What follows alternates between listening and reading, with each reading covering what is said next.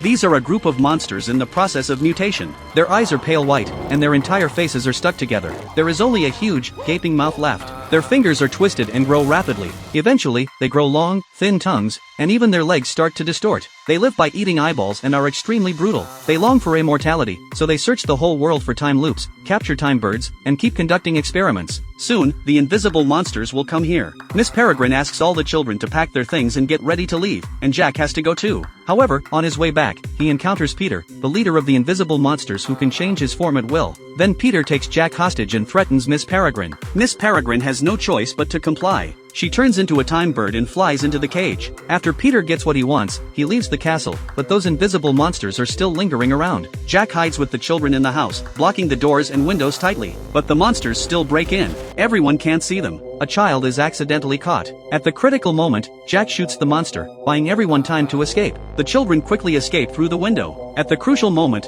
the bombers arrive above the castle, and the bomb finally hits the ground, destroying both the monsters and the castle. In order to rescue Miss Peregrine, they drag a sunken ship out of the sea. The girl who can control fire lights the engine, and the sunken ship restarts. Jack uses the map left by his grandpa to find the lair of the invisible monsters and discovers that there are monsters everywhere. How can they kill the invisible monsters? First, they throw snowballs at the invisible monsters, and then they throw blood and feathers. The monsters gradually reveal their outlines. Then, a boy brings countless skeleton models in the ship back to life, and an army of skeletons is formed. They launch a siege on the monsters. After dealing with these monsters, Jack and the others are ready to launch an attack. The children cooperate with each other, but they still can't stop Peter. He walks towards the place where Miss Peregrine is imprisoned. Fortunately, Peter is temporarily restricted by a girl. Jack then takes the opportunity to release Miss Peregrine. Since the girl's superpower has a limited time, Peter also arrives at the room where Jack is. Just as he is about to kill Jack, his teammates arrive in time. However, they find that there are actually two Jacks in the room. Although it does cause them a lot of trouble, the fake Jack doesn't have Jack's superpower. He can't see the invisible monster behind him and is killed by the invisible monster. Just like that, a crisis is averted. Because they killed this group of invisible monsters in the world of 1943,